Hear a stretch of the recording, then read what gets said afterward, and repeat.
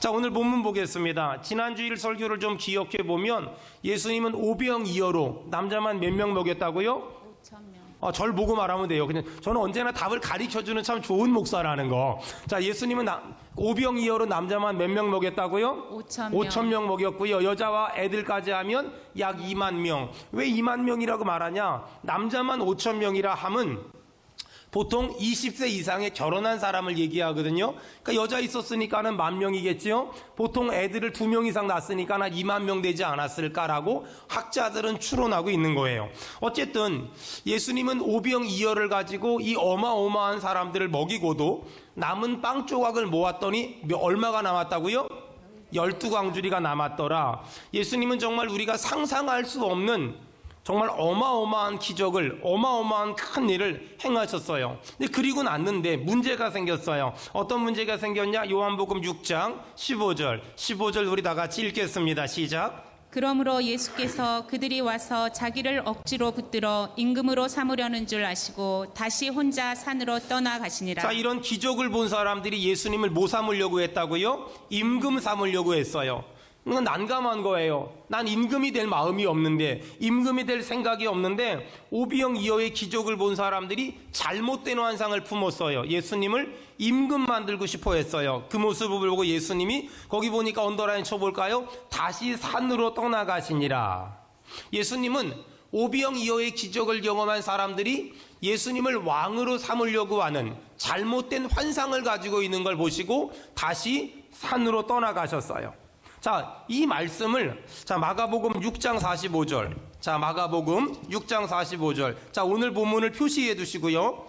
마가복음 6장 45절은 좀 다르게 설명했어요. 자, 마가복음 6장 45절 다 같이 읽겠습니다. 시작. 예수께서 즉시 제자들을 재촉하사 자기가 무리를 보내는 동안에 배 타고 앞서 건너편 벳세다로 가게 하시고. 마태복음, 마가복음, 누가복음, 요한복음을 공관복음이다라고 말해요. 무슨 말이냐면 같은 사건을 다른 관점으로 봤다라고 보면 돼요. 자, 오늘 본문을 마가복음 6장은요 뭐라고 설명했냐면 예수님은 오병이어를 기정한 사람들이, 예수님은 오병이어의 기적을 경험한 사람들이 예수님을 왕으로 모시고 싶어하는 잘못된 환상을 가진 걸 아시고 6장 45절에 제자들을 재촉하사, 언더라인 치세요. 제자들을 재촉하사 자기가 무리를 보내는 동안에 배 타고 앞서 건너편 벳세다로 가게 하셨어요. 자, 요한복음을 봐도 그렇고 또 마가복음을 봐도 그렇고 지금 오병이어의 기적을 경험한 수많은 사람들은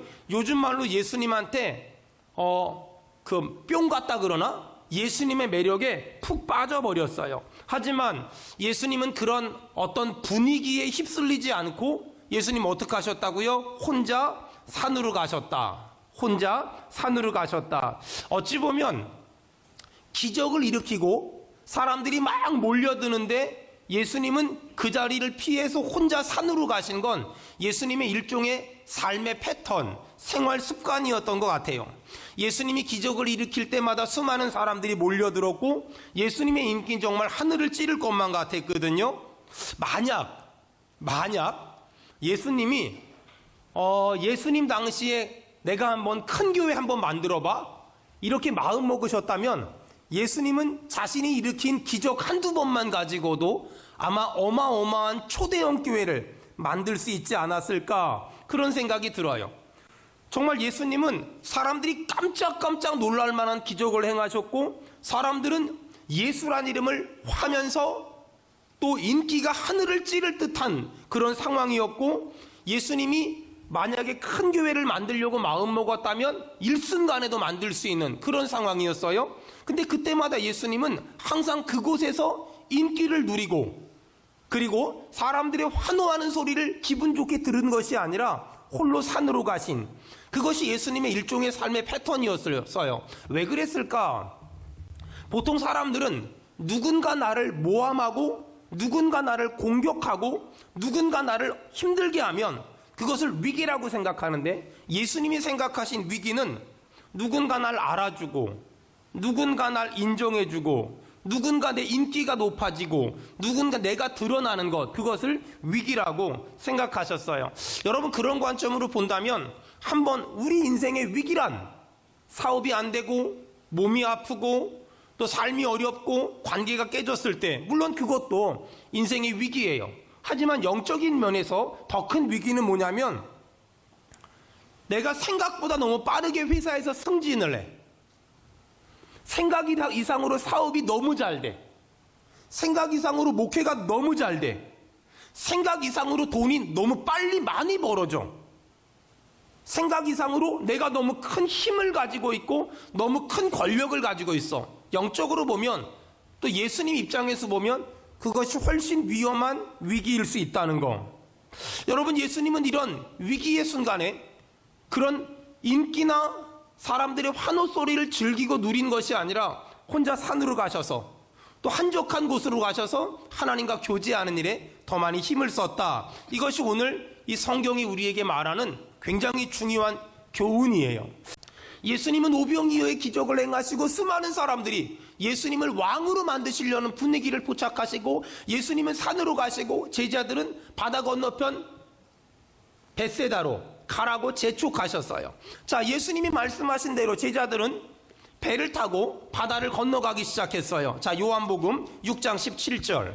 요한복음 6장 17절 다 같이 읽겠습니다. 시작. 배를 타고 바다를 건너 가버나움으로 가는데 이미 어두웠고 예수는 아직 그들에게 오시지 아니하셨더니. 자, 거기 보니까 언더라인 치세요. 이미 어두웠고 예수는 아직 그들에게 오시지 아니하셨더라. 지금 이 본문은 제자들의 상황을 가장 정확하게 말해요. 지금 제자들이 오병이어의 기적이 일어났던 빈들에서 가버나움으로 가려고 하는데 바다를 건너야 돼요. 근데 상황이 어땠냐? 첫째, 이미 어두웠고 예수님은 산으로 기도하러 가셨다가 아직 오지 않았어요. 제자들이 지금 빈들에서 가버나움으로 가려고 하는데 어두워졌어요. 얼마나 무서웠을까요? 얼마나 두려웠을까요? 근데 문제는 오병이어의 기적을 행하셨던 예수님이 좀 함께 계시면 덜 무서웠을 텐데 예수님은 기도하러 산에 가버렸어요. 그러니까 제자들밖에 없었을 거 아니에요. 오늘 본문을 보면, 자, 지금 예수님의 제자들이 예수님도 없는 상태에서 빈들에서 가버나움을 가야 되는데 언제, 어디서, 무슨 일이 생길지 모르는 바다를 통과해야 돼요. 참 많이 무서웠을 것 같아요. 참 많이 두려웠을 것 같아요. 근데 설상가상으로 18절, 요한복음 6장 18절 다 같이 읽겠습니다. 시작. 큰 바람이 불어 파도가 일어나더라. 아니, 설상가상으로 밤에 바다를 건너는데 큰 바람이 불어 파도가 일어나기 시작했어요. 아니, 좀 전까지는 멀쩡했던 바다가 갑자기 큰 풍랑이 불어서 막 바람이 불고 배가 뒤집힐 것 같고 아무리 노를 저어도 배는 앞으로 가지 않고 막 난리가 난 거예요. 여러분, 이 본문을 마태는 뭐라고 설명했냐면 마태복음 14장 24절 한번 펴보실래요? 마태복음 14장 24절. 못 찾은 분은 앞에 보시면 아마 자막 띄워줄 거예요. 마태복음 14장 24절 다 같이 읽겠습니다. 시작. 배가 이미 육지에서 술이나 떠나서 바람이 거스름으로 물결로 말미암아 고난을 당하더라. 그렇죠. 이 큰 바람이 불고 풍랑을 만났을 때 배가 이미 육지에서 술이나 떠나서 바다 중가운데 있었다는 거예요. 바람이 거슬림으로 물결이 말미암아 고난을 당하고 있는 것이 지금 제자들의 상황이었어요. 또 마가라는 사람은 뭐라고 설명했냐? 마가복음 6장 48절. 자, 마가복음 6장 48절. 성경을 보고 읽든지 앞을 보고 읽든지 큰 목소리 읽겠습니다. 시작. 바람이 거스름으로 제자들이 힘겹게 노젓는 것을 보시고 밤 사경쯤에 바다 위로 걸어서 그들에게 오사 지나가려고 하시매. 자, 거기 보니까 바람이 거스름으로 제자들이 힘겹게 노를 저었대요. 자, 저 보세요. 지금 바다에서 제자들이 막 노를 져요. 막 노를 졌는데 문제는 바람이 있고 풍랑이 있으니까 막 노를 열심히 져요. 열심히 막 졌는데 앞으로 안 가. 지금 그런 상황이에요. 여러분, 그거 아세요? 인생을 살다 보니까는요, 내가 열심히 살면 어떤 결과가 생길 거야. 내가 최선을 다해 살면 어떤 열매가 맺힐 거야. 우린 이런 기대와 상상을 하고 살거든요. 근데 신기하게 열심히 했는데 아무런 결과가 안 보일 때가 있어요. 최선을 다했는데 아무런 열매가 안 맺힐 때가 우리의 상황에 있더라는 거예요. 젊었을 때는 내가 열심히 이렇게 살면 이렇게 될 거야 라고 생각했거든요. 근데 어느 순간에 되어 갔거든요. 근데 어느 순간이 됐는데 아무리 노를 저어도 배가 앞으로 가는 게 아니라 더 열심히 사는데 더 뒤로 가. 더 열심히 사는데 배가 빠져가. 더 열심히 사는데 배가 망가져가. 더 열심히 사는데 더 풍랑이 크고 더 바람이 거세져. 이럴 때가 있더라는 거예요. 아무리 노를 저어도 배가 앞으로 가는 게 아니라 자꾸만 헛바퀴만 돌고 자꾸만 뒤로 가고 자꾸만 따로 가고 이럴 때가 있더라는 거예요. 지금 이것이 제자들의 모습이었어요. 자, 이렇게 지금 제자들이 바다 한가운데서 풍랑을 만나서 고생하고 있을 때 예수님 뭐 하셨냐? 여러분 성경 한번 볼까요? 마가복음 6장 48절.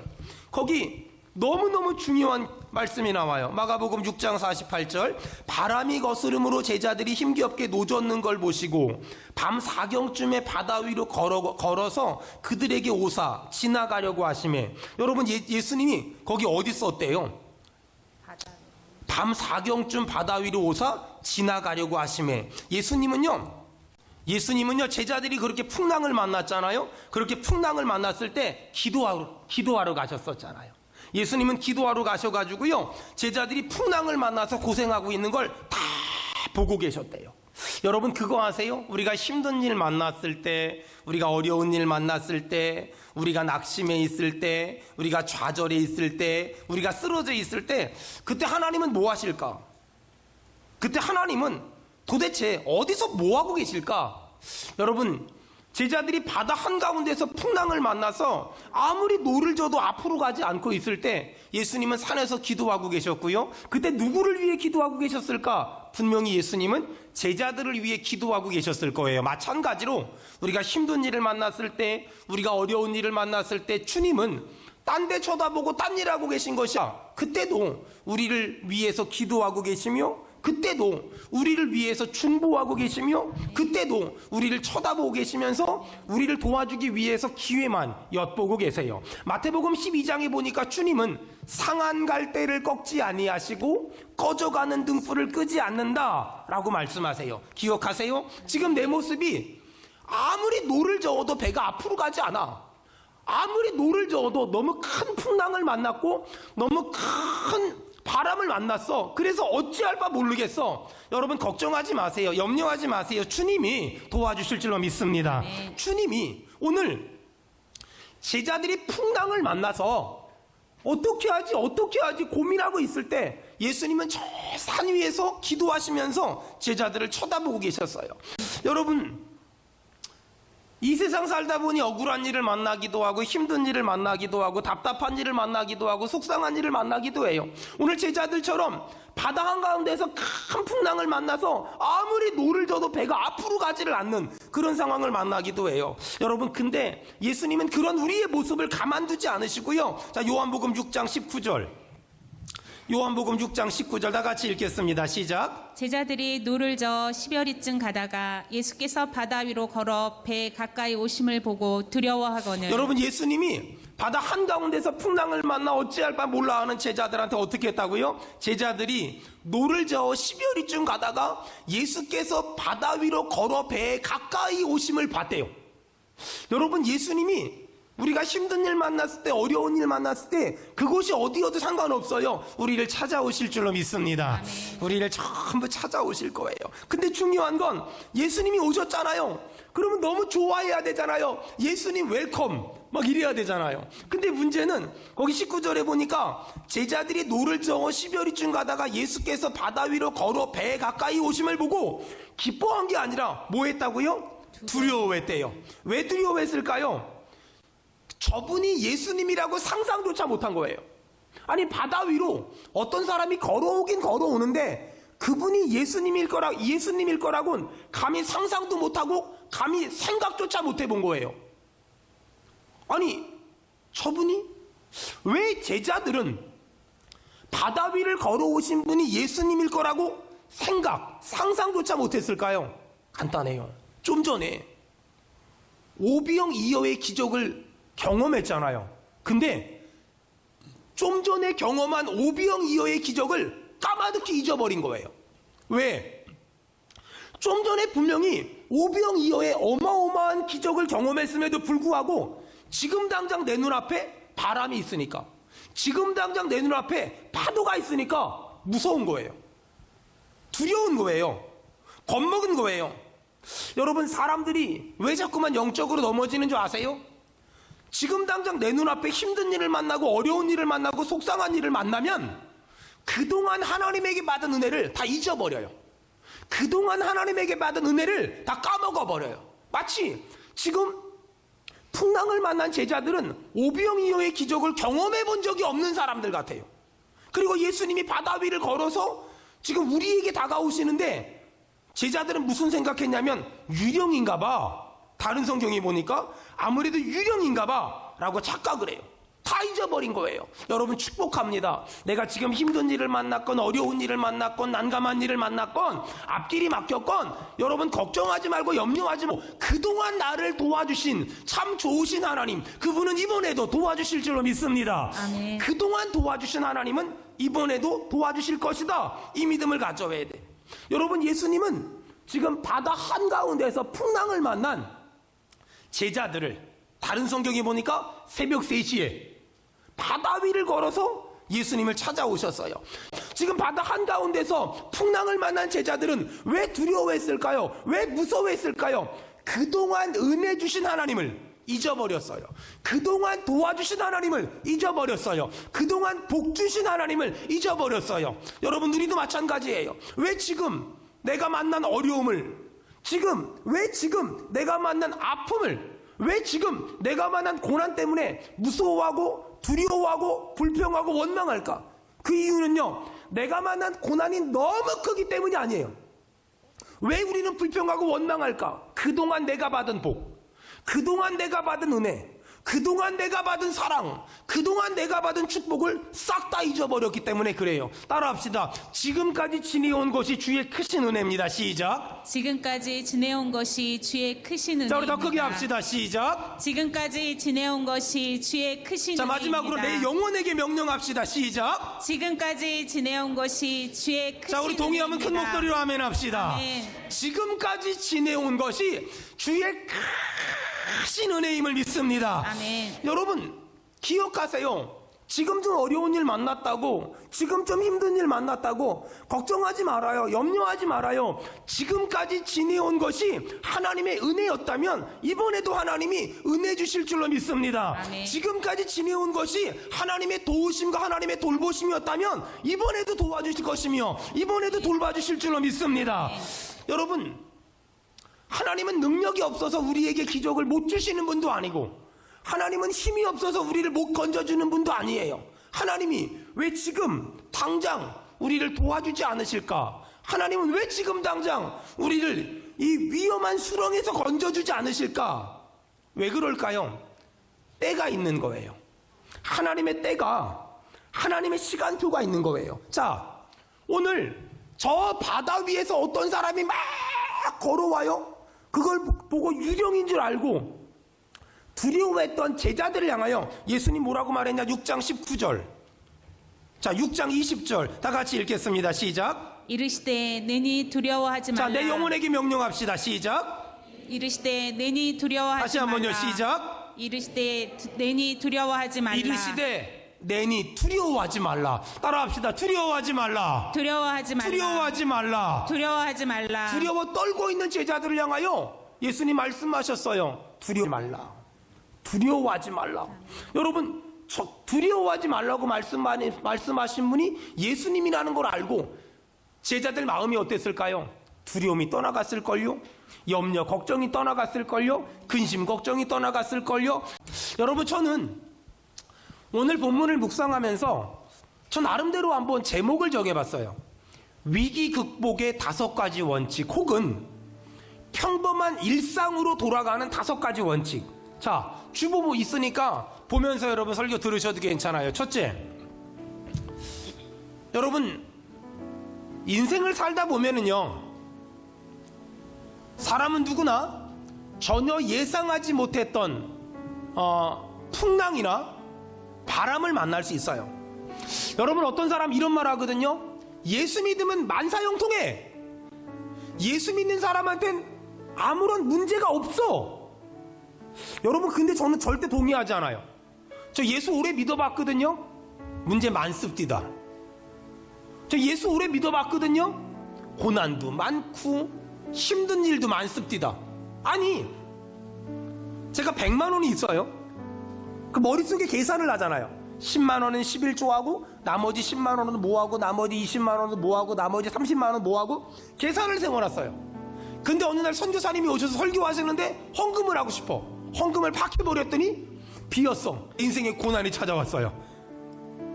예수를 믿으면 만사형통하다, 예수를 믿으면 고난을 안 당한다, 거짓말이에요.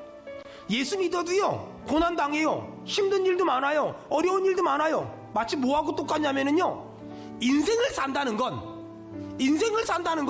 예수를 믿건 안 믿건 누구나 고난을 당할 수 있고 누구나 힘든 일을 만날 수 있어요. 마치 비가 오면 예수를 잘 믿는 사람도 비를 맞고 예수를 안 믿는 사람도 비를 맞는 것과 똑같은 이치예요. 만약에 예수 믿으면 고난이 없어 라고 말하는 사람은 비가 와도 예수 잘 믿으면 고난 같은 거 안 당해 라고 말하는 이상한 사람의 논리예요. 그런 논리는 없어요. 여러분 보세요. 예수 믿으면 고난 없어. 그럼 예수님은 왜 그렇게 고난 당하셨어요? 사도 바울은 왜 그렇게 고난 당했어요? 그런 말은 말 자체가 아니에요. 어떤 사람의 말처럼 예수님을 잘 믿으면 장밋빛 인생이 되는 거야, 그런 일 없습니다. 예수를 잘 믿었음에도 불구하고 병에 걸리기도 하고 사고가 나기도 하고 억울한 일을 당하기도 하고 속상한 일을 만나기도 해요. 기억하세요? 예수 잘 믿어도 고난 있어요. 착한 사람도 고난 당하고 나쁜 놈들도 고난 당해요. 나쁜 놈들도 부자가 많고 착한 사람들도 부자가 될 수 있어요. 그거는 일반적인 은총이라는 거예요. 자, 둘째, 하지만 기억할 건 우리가 고난 당할 때 하나님은 절대 절대 우리를 외면하지 않으세요. 여러분 그거 아세요? 자식이 멀쩡할 땐 부모가 별 관심을 안 가져요. 근데 자식이 힘들어하고 속상해하고 아파할 땐 더 신경이 쓰여요. 마찬가지로요, 하나님도요, 우리가 멀쩡할 땐 그냥 내버려둬요. 근데 우리가 울고 있을 때 하나님은 찾아와서 우리의 눈물을 닦아주시고, 우리가 아파할 때 하나님 오셔서 우리의 아픔을 쓰다듬어 주세요. 셋째, 사람은 누구나 고난을 당할 수 있고 고난 당할 때 예수님을 절대 외면하지 않으시며, 세 번째, 예수님은 결정적인 순간에 나타나세요. 예수님은 아무 때나 나타나지 않으시고요, 예수님은 결정적인 순간에 나타나세요. 정말 결정적인 순간에. 오늘 제자들이 풍랑을 만났잖아요. 노를 아무리 져도 이게 안 가요. 그래서 어찌할 바 몰라 두려워 떨고 있는데 예수님이 저 산 위에서 기도하시다가 바다를 걸어서 새벽 3시에 예수님이 찾아오셔서 정말 초자연적인 방법으로 바람을 잠잠하게 하고 풍랑을 잠잠하게 하시잖아요. 여러분 기대하세요. 주님이 정한 때에 우리의 삶에 찾아오셔서 바람을 잠잠하게 하실 것이며 아멘. 파도를 잠잠하게 하실 줄로 믿습니다. 아멘. 네 번째, 우리가 믿는 예수님은 언제든지 마음만 먹으면 기적을 행하실 수 있는 전능하신 분이세요. 여러분, 예수님이 베드로에게 물 위를 걸어봐 라고 말씀하셨어요. 베드로가 물 위를 걸어요. 왜 이런 일을 했을까요? 베드로에게 기적의 하나님, 능력의 하나님을 보여주기 위해서. 여러분, 예수님은 100% 하나님인 동시에 100% 사람이시며 예수님은 전지하시고 전능하신 하나님 아세요. 그분은 우리의 사정을 누구보다 잘 아시며 그분에겐 불가능이 없으세요. 그렇기 때문에 그분이 마음만 먹으면 지금도 우리의 삶에 큰 일을 행하실 것이며 아멘. 기적을 행하실 줄로 믿습니다. 아멘. 마지막 5번째, 여러분 예수님은 정말 많은 기적을 행하셨잖아요. 근데 말이에요, 예수님이 왜 기적을 행하셨을까? 이게 중요해요. 예수님이 기적을 행하신 목적은 우리의 삶을 일상으로 돌려놓기 위해서, 우리의 삶을 평범함으로 돌려놓기 위해서, 그래서 기적을 행하시는 거예요. 보세요, 예수님이 오병이어의 기적을 행하셨어요. 그랬더니 사람들이 예수님을 왕으로 만들려고 해요. 여기서 중요한 질문, 사람들은 왜 예수님을 왕으로 만들려고 했을까? 자기들은 아무것도 안 하고 맨날 오병이어로 떡하고 고기 얻어먹으려고, 예수님을 왕으로 만들려고 했던 건 예수님을 위해서가 아니라 나의 유익과 나의 만족을 위해서.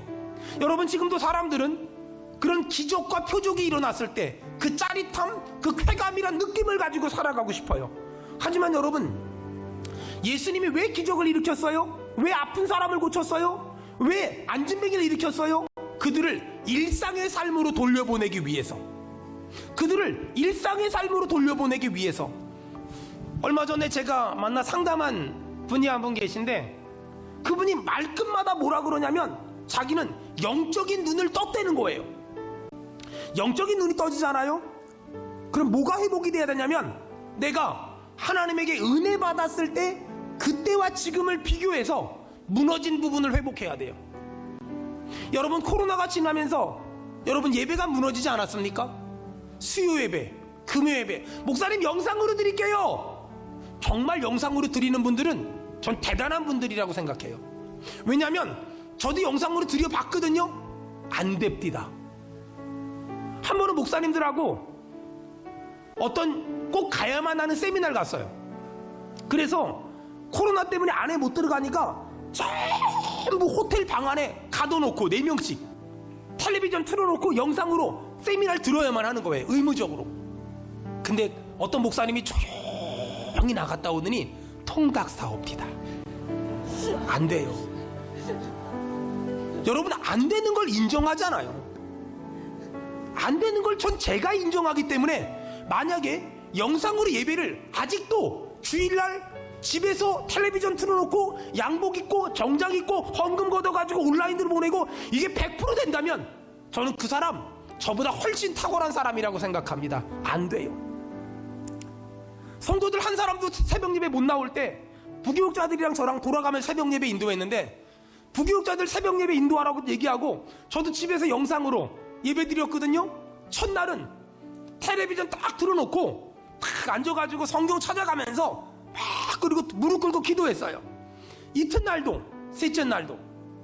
그리고 시간이 흘러가잖아요. 사람이 조금 양보하게 되면서 나중에는 이불 속에서 나오는 게 정말 힘들어요. 이불 속에서 이렇게 하고서 딱 나름 이윤이 있었어요. 내가 밖에 나가서 텔레비전 틀어놓고 예배 드리다 보니까 애들이 잠을 깊이 못 자. 그 배려하는 마음으로 이불 속에서 틀어놓고 나도 자요. 여러분은 지금 어떤 부분이 무너졌습니까?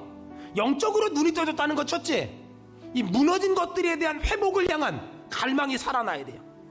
두 번째, 내가 평범하다고 생각했던 것들, 내가 당연하다고 생각했던 것들, 여러분 그것들에 대한 감사가 회복돼야 돼요.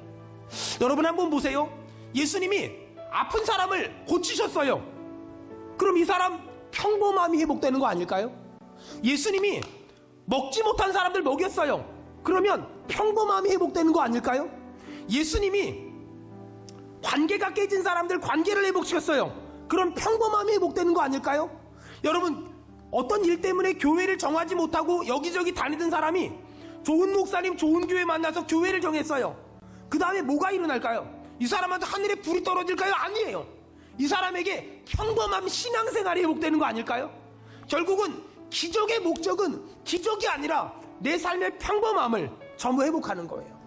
여러분, 제가 얼마 전에 읽었던 책에 이런 글이 있더라고요. 어떤 결혼을 갓한 그 신랑 신부가 있는데, 그 신랑이 가구회사를 다녔대요. 그 가구회사에서 막 일을 하다가 그 결혼시계를 뚝 떨어뜨렸는데 밑에 톱밥이 너무 많아서 찾을 수가 없는 거예요. 큰일 난 거예요. 너무 소중한 물건인데. 사장님한테 물어봤대요. 사장님, 큰일 났어요. 너무 소중한 시계를 잊어버렸어요. 어떻게 하면 좋지요? 톱밥이 너무 많아서 찾을 수가 없어요. 사장님이 웃으면서 걱정하지 마. 그러면서 그 가구 공장 기계를 끄더래요. 그 막 엄청 시끄러운 가구 공장 기계를 다 꺼버리더래요. 그리고 한마디 했대요. 이제 초침 소리가 어디서 나는지 잘 들어봐요. 가구 공장에 그 시끄러운 소리를 다 꺼버리니까 초침 소리가 나는 데를 잘 들어보니까 들리더래요. 금방 찾았대요. 여러분, 우리는 그동안 너무 바쁘게 살았고 너무 분주하게 살았어요. 특별히 코로나라는 큰 풍랑을 만나서 당황하다 보니까 너무나 많은 것들이 무너졌어요. 여러분, 그렇다면 지금 우리가 이 말씀을 통해 다시 회복해야 될 게 뭐냐? 무너진 것들이 나에겐 뭐가 있을까? 지금 나에겐 어떤 일들이 무너졌을까? 제자들은 풍랑을 만나고 나니까 그동안 받은 하나님의 은혜를 다 잊어버렸어요. 여러분은 지금 어떤 것이 무너졌습니까? 내가 이렇게 살아야 되는데, 이렇게 해야 되는데 알면서 못하는 게 무엇이 있습니까? 여러분, 오늘 이 아침에 결단했으면 좋겠습니다. 하나님, 무너진 것들이 회복되어지게 도와주시옵소서. 네. 두 번째, 평범한 것들에 대한 감사가 회복되길 원합니다. 내 아이들이 당연히 나랑 같이 있을 줄 알았고, 내 아내가 남편이 당연히 나랑 같이 있을 줄 알았어요. 세상에 당연한 건 아무것도 없어요. 여러분, 그거 아세요? 평범한 건 하찮은 게 아니에요. 평범한 건 가장 소중한 거예요. 보세요. 여러분, 비싼 게 귀해 보이죠? 비싼 게 소중해 보이죠? 비싸다는 건 있으면 좋지만 없어도 사는데 지장이 없는 건 다 비싸요. 다시요. 비싼 것들은요, 있으면 좋지만 없어도 사는데 아무 지장이 없는 거, 이건 다 비싸요. 롤렉스 시계 있으면 좋지만, 아니 민태성 집사님이 그거 없다고 지금 못 삽니까? 아니 우리 수진이한테 베네통 가방, 아니 이거 없다고 얘가 어디서 외모가 딸립니까? 실력이 없습니까? 얘가 베네통이 아니라 베네송을 차고 다녀도 끄떡없어요. 여러분, 비싼 물건들은 있으면 좋지만 없다고 살아가는데 아무 문제가 없으면 다 비싸요. 보석 다이아, 하지만 그거 아세요? 나에게 꼭 필요한 물건들은 별로 안 비싸요. 나에게 꼭 필요한 물건들은 돈으로 살 수 없어요. 그렇다면 정말 중요한 건 뭘까요? 비싼 물건이 귀할까요? 아니에요. 평범한 삶에 대한 감사. 오늘 하루도 이렇게 예배 올 수 있음에 하나님 감사합니다. 아멘. 오늘 하루도 이렇게 좋은 교회에서 찬송할 수 있음에 감사합니다. 아멘. 저는 다시 한번 우리 성도들에게 기적이 일어나서, 혹시라도 다리가 아파서 예배를 오고 싶은데 못 오는 분들에게 하나님이 치유의 은혜를 허락하시길 축원합니다. 네. 몸이 아파서 예배를 너무너무 오고 싶은데 못 오는 사람들의 병을 하나님이 고쳐주시길 축원합니다. 아멘. 예배를 너무너무 오고 싶은데 주일날 일을 해서 그 일을 안 하면 안 되기 때문에 어쩔 수 없이 예배를 못 오는 사람들에게 하나님이 직장에 예배를 성수할 수 있는 은혜를 허락하시길 주의 이름으로 축원합니다. 하나님이 기적을 허락하셔서 무너진 가정이 살아나길 원하며, 무너진 부부관계가 살아나길 원하며, 무너진 건강이 살아나길 원하며, 무너진 일상이 회복되길 주의 이름으로 축원합니다.